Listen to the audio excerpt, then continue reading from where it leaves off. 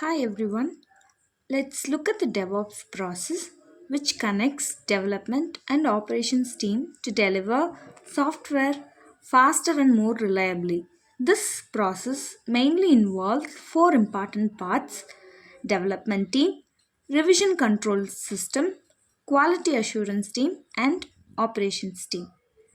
Development team. Here, the development team is responsible for writing and improving the application source code.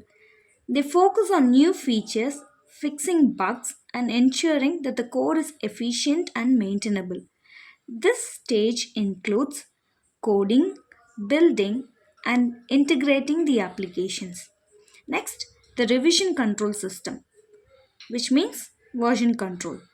All code is stored and managed in a version control system like Git, GitHub, or GitLab. It helps developers track the changes, collaborate, and maintain version history so that multiple people can work on the same project safely. This forms the base for continuous integration, which automatically build and test every code updates. The next is quality assurance team. The QA team ensures that the quality of the application through automated and manual testing. They validate whether new changes or in codes are working as expected and that old features are not broken.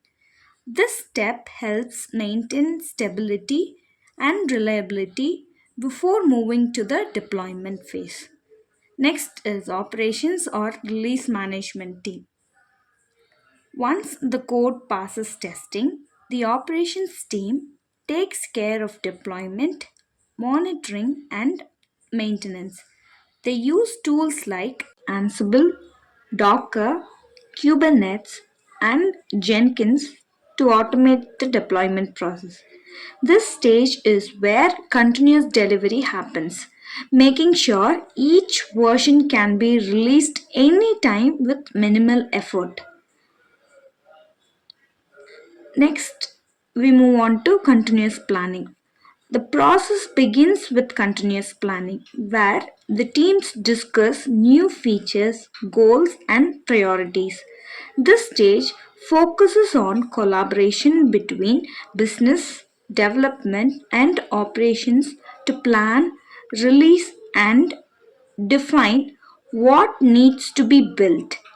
Tools like Jira or Azure boards are used for tracking and planning. Next, we move on to continuous development. This phase involves planning and coding. The developers write code, plan new features, and store everything in version control systems like GitHub or GitLab. The goal is to ensure that the code is frequently updated and ready for integration. The next phase is continuous integration. Here, developers merge their codes, changes regularly into a shared repository. Here, they use tools like Jenkins, GitLab, or Azure pipelines automatically build and test the code to detect errors early. This helps to maintain stable builds and improves collaboration among teams. So, this is the continuous integration where we build automatically and test the code to detect any errors. Next is continuous testing. Automated testing tools like Selenium, JUnit, or TestNG verify the new code. It ensures every build is bug free before moving to the next stage.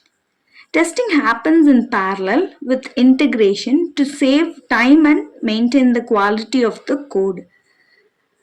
Next, we move on to this continuous delivery. In this phase, the application is automatically packaged and prepared for the deployment to staging or production. Every version of the code is always in a deployable state, reducing the manual work and any manual errors. Here we use tools like Jenkins and Ansible help to automate this process.